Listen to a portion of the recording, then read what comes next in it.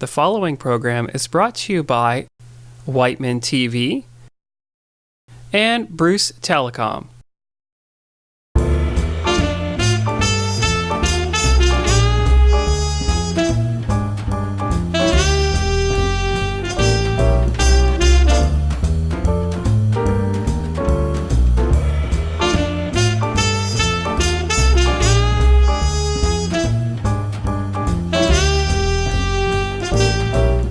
Hi, and welcome to this month's edition of What's Happening here in North Perth.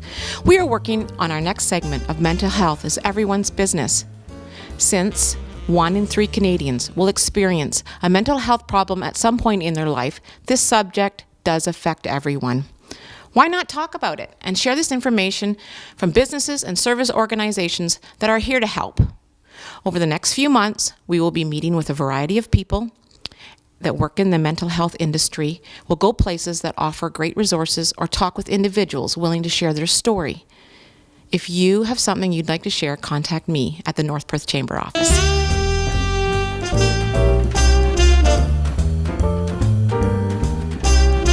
I'd like to introduce John Robertson, Executive Director from the Canadian Mental Health Association, located out of Huron, Perth. Yeah. John, the Chamber's been working on Mental Health is Everyone's Business, a program that we can share information with the general public. And we've had the opportunity to have you come down to Listowel and share information about your agency. Do you mind just talking with the audience and telling them a little bit about the history of the organization? Sure, I'm pleased to be here with you. The history of Canadian Mental Health Association in Canada, it's one of the longest organizations charitable organizations that have existed in Canada, and Clarence Hinks was the founder, who coincidentally came from St. Mary's. So it took a while for local branches to be created. In Perth County, the Perth County branch really and served primarily Stratford, started in '67. So we have been around for quite a long time, and so that's the early history. In more recent years, certainly in the last 15 or more years, mental health has been recognized by government as an essential part of the healthcare system. So we have had support for case management and the other kinds of services that we operate. So now our budget is about a little over $3 million, where in '67 it was $4,500. So some changes have been made, hasn't That's there? right. Okay. So, John, the big question is really about where can people go? If somebody's watching this program, we want them to realize they're not alone. And you just mentioned to me earlier about this crisis line. Maybe we can start with that one. Well, there is increasing awareness about who you call, and the crisis program has been in operation for more than 15 years. Recently, we changed the name and identification of the program, and it is now called the Huron Perth Help Line and Crisis Response Team. The program is operated by the hospital from Stratford, the Healthcare Alliance. And so when an individual calls that 800 number, they're provided with a live voice to talk to. They can talk about their situation. If they are in crisis and feeling really badly, that they can be met at the hospital, and staff will assist in assessment and perhaps hospitalization. But they also will talk to people about how they're feeling and what organization might be able to help them. So if, for example, I thought the person would benefit from the services of Canadian Mental Health, we'd make the connection the following day. It's a 24-hour service, and we have done billboard ads. We've done flyers, posters, pens, fridge magnets, whatever you could think of to promote it. And so that's the first point of contact. Or people think about mental illness, they think about Canadian mental health, and we make the connection. So any of the organizations that are part of the system can help people get connected. Thanks to Suzanne at your agency, she sent me a list of statistics, and we've been using them in our program last month as well as throughout the next couple. They were incredible and brings a real awareness to the fact that it's everywhere. Mental health is everywhere, and it'll affect somebody we know for sure. So that the more we know about it, the more we talk about it, the better we are to help service, even give answers or help people, support them in their little journey that they need to take. Yeah, for sure. I mean, 1 in 5, that statistic has been around, but chances are everybody knows someone in their family or friend who has been affected by mental illness. So that's, how big is the organization? Your organization? You mean in terms of dollars staff. Or people? Oh, the staff is about 30 people, and the number of people we would work with in a year would be about 600. So that would be people where a case is created and they engage with us in some work. And the budget for the agency is a little over $3 million. Significant thing too, talking about our services, is that we have 3 office locations, one Stratford, one Seaforth, and one Goderich.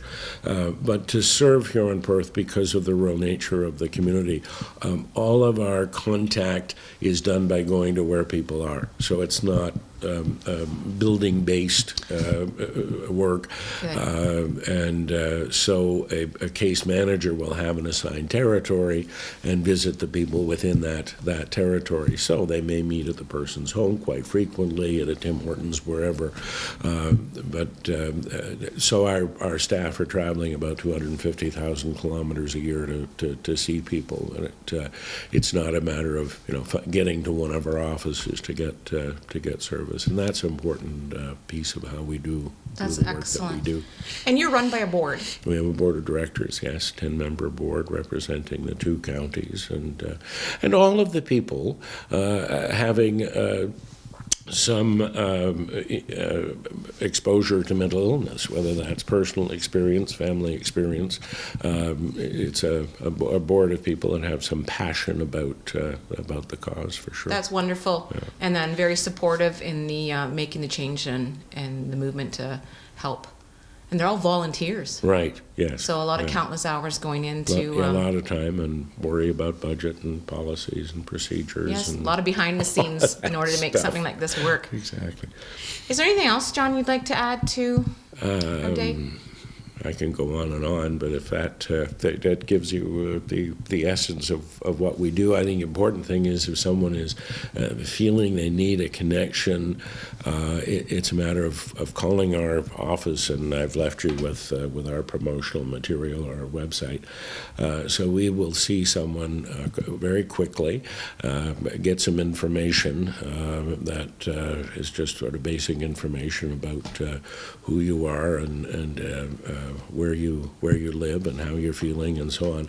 And if it's determined that you have an interest and the program would fit, we would make an assignment to a case manager within a couple of weeks. So it's a fairly fast process. That's wonderful. Thank you very much, John. Good.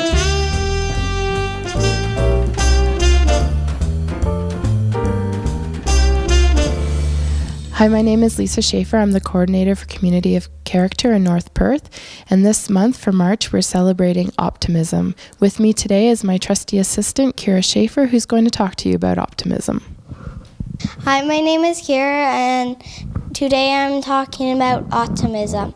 Optimism is when you choose to be positive and not negative. For example, I'm choosing to be positive and doing spelling, even though I really don't like it, I still do it because I know it helps me with learning in school. I challenge you to have a sense of humor when you do something embarrassing. Thank you, Keira. We are gearing up for our 4th annual character run on May 28th. We are always looking for people to join us as volunteers, but more importantly, to join us in the event, to have fun, to be fit, and to do something in your community. If you're interested in being part of the run in any capacity, please check out our website for additional details and how to contact us. As always, live, work, and play with character always. Thank you.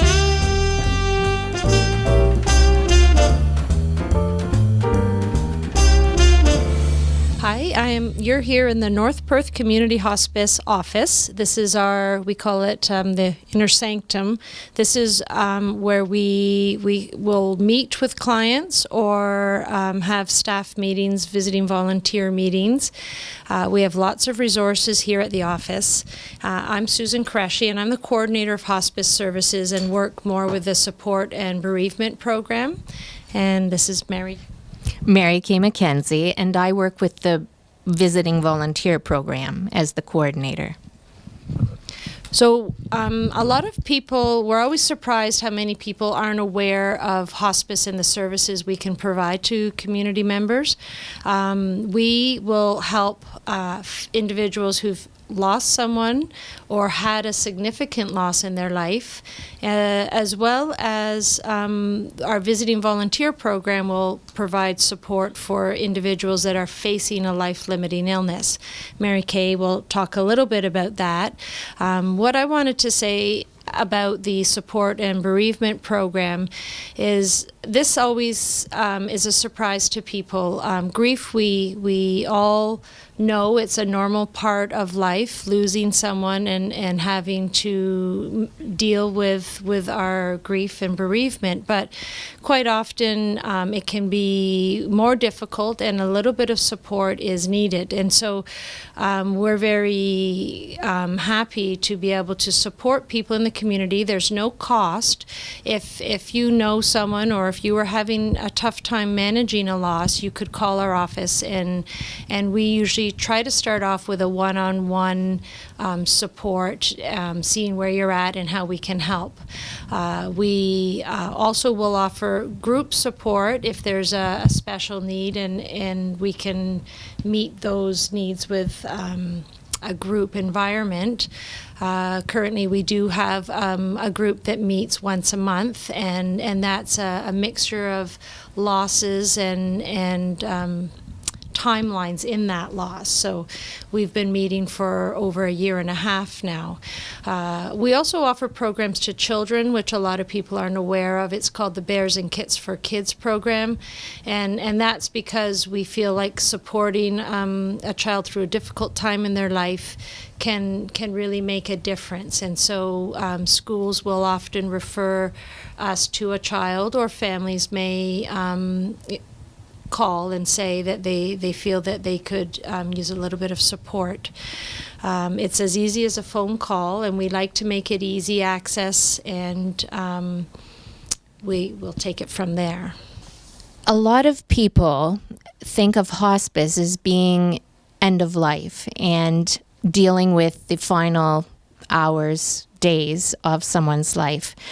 In actual fact, hospice palliative care really and truly is more about journeying with someone who has received a life-limiting diagnosis.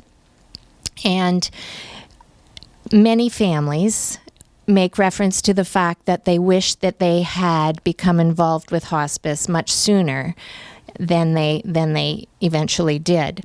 And the individual facing a life-limiting diagnosis has great changes in their life, which progress. And those around them are managing the day-to-day activities much differently than the two of them maybe had previously. For example, if there's a physical component or an emotional component, the deterioration is really difficult for the caregivers, and the support that our visiting volunteers are able to provide both for the caregiver and for the individual is really profound. They are trained, skilled volunteers who receive ongoing training once they have finished their course and have achieved their certification. We provide monthly training and information sessions for them, as well as workshops and opportunities for them to hear speakers and to increase their skills and their knowledge of how to help families who are facing an end-of-life situation. One of the greatest areas of satisfaction is the fact that the individuals are able to share things with their volunteers that maybe they are hesitant to share with family members. They don't want to burden them, or they don't want to cause their families concern that they have certain apprehensions or certain fears. And then also the caregiver needs to be able to share their load and their circumstances with someone. And sometimes that means allowing them to leave the house for a bit, or leave the hospital bedside for a time, maybe for a hair appointment or a grocery shopping or something like that. The grief involved in seeing change happen within someone's life is very, difficult as well. And it's wonderful to be able to develop a relationship that is respectful and trustful of what is happening within the home and within the situation with the illness. In follow-up to what Mary Kay was speaking about, caregiver stress and anxiety, we have a workshop we're bringing to the community in May. It's May 13th, and you can find out the details on our website. It's called Caregiving with Strength, and it's Eleanor Silverberg, and she'll be talking about an approach. It's called the 3A approach, which is acknowledging and assessing and assisting, and she works through that, how that can help a caregiver deal with a lot of the stresses of caregiving. And then the afternoon workshop is, again, open to anyone in the community that will talk about caregiver burnout and self-care. And we always emphasize that, again, to be able to continue to give care to another, you really need to take care of yourself. And that's the dialogue we often have with individuals that are dealing with life-limiting illness, caring for someone they love, or have lost someone. Do you want to talk? We could talk also a little bit about our resources. We do have a fairly comprehensive resource library, and we have age appropriate, so for children, like a video called Tear Soup. What on earth do you do when someone dies is another really good video DVD for children that talks about funerals and makes it not so frightening. We have shelves of children's resources. Another upcoming resource that we're working on bringing to the community is going to happen March 24th. The final details aren't completely worked out. It's in collaboration with Eaton Funeral Home. We have Jennifer Webb, who is coming to speak to the community about suicide. And again, we feel this is something that everyone can benefit from in terms of understanding more about suicide and knowing how to have a conversation around it. Mental health is everyone's concern.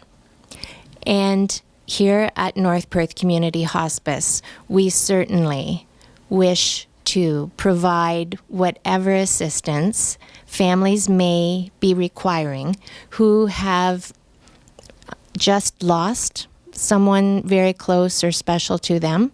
And that could be a pet, it could be someone close to them, or it could even be something that has happened in the community or on a national level. Another component to our service is the visiting volunteer program and assisting families who have received a life-limiting diagnosis. And if you feel that you could provide service for others through our volunteer program, we would certainly be more than happy to speak with you and share details about how you too can become involved in North Perth Community Hospice as a board member, as a volunteer support, or as a visiting volunteer.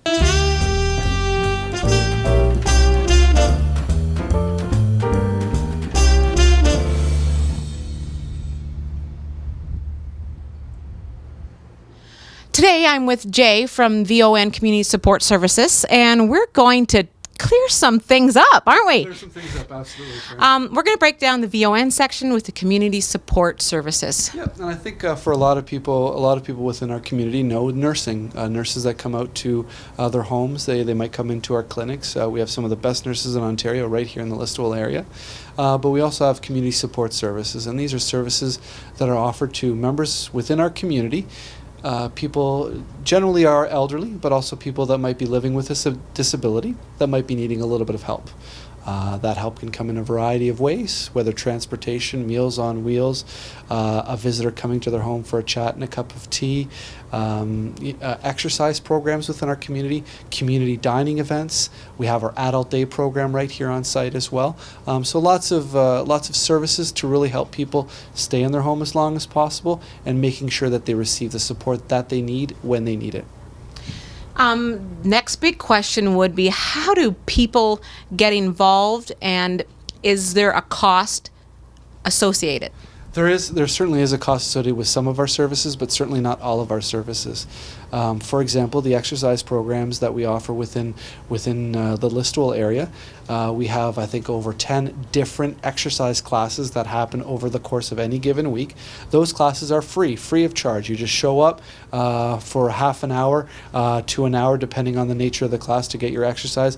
Great group of people throughout the Listowel area, so you don't have to go far away. There's classes in Moncton. There's classes in Atwood as well. So they're all over the place as well.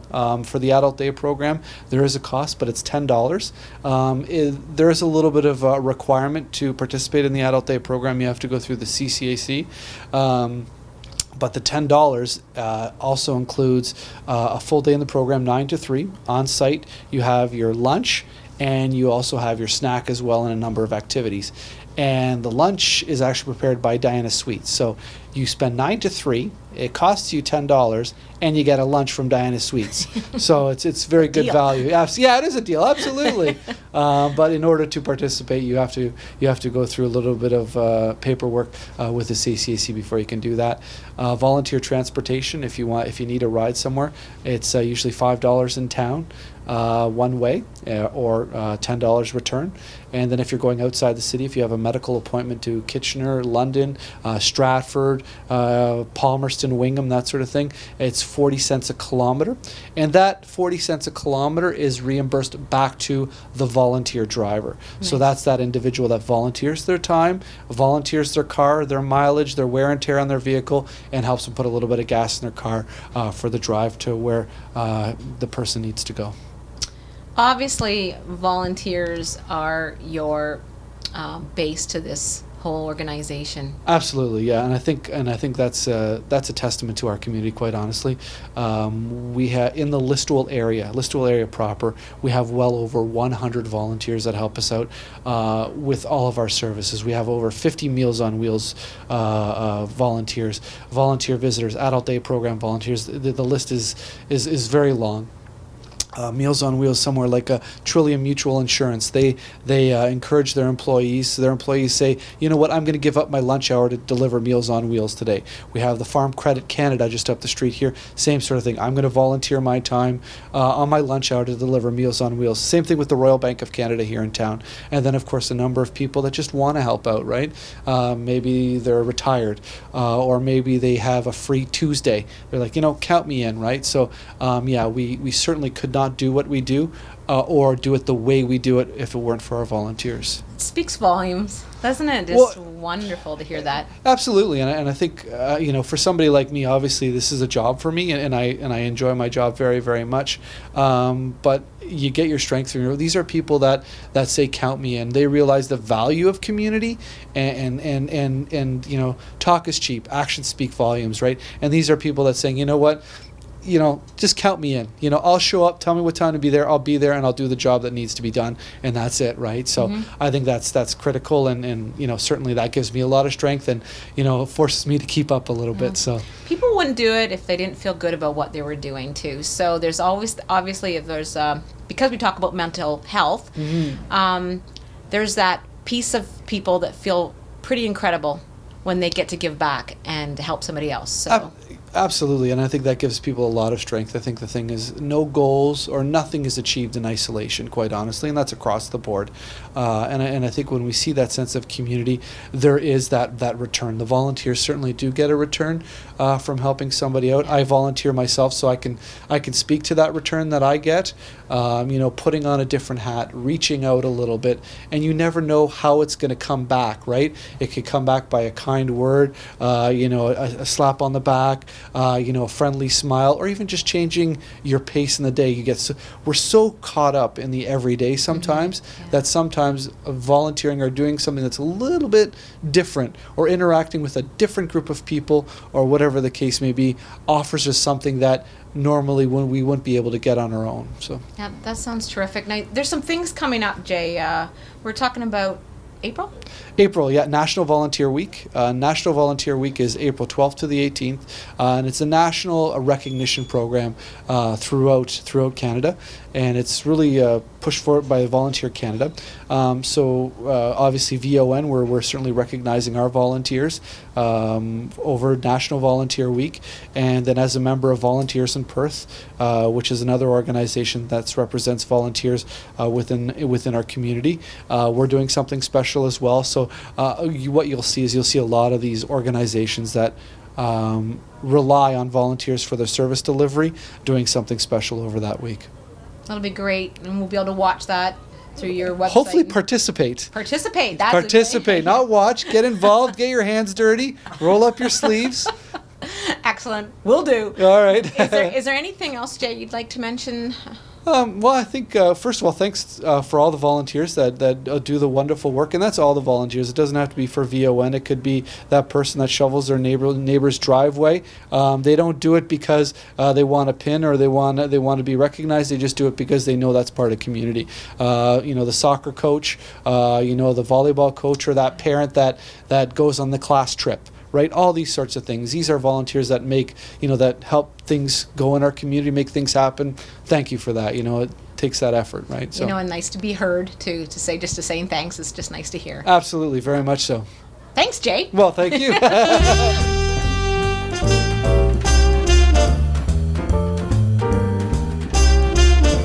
Thank you for sharing this past half hour with us. If you have something you'd like to share, contact me at the North Perth Chamber office. We hope you enjoyed the program and that you will make a difference in someone's life just by being present in the moment.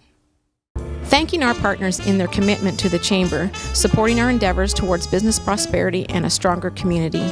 Our partners are Listowel Technology, the North Perth Municipality, Wightman Telecom, Ideal Supply, the Listowel Banner, Cherry Bus Lines, Canada Trust, Libero Credit Union, Conceptual Pathways, and Right Bite Orthodontics.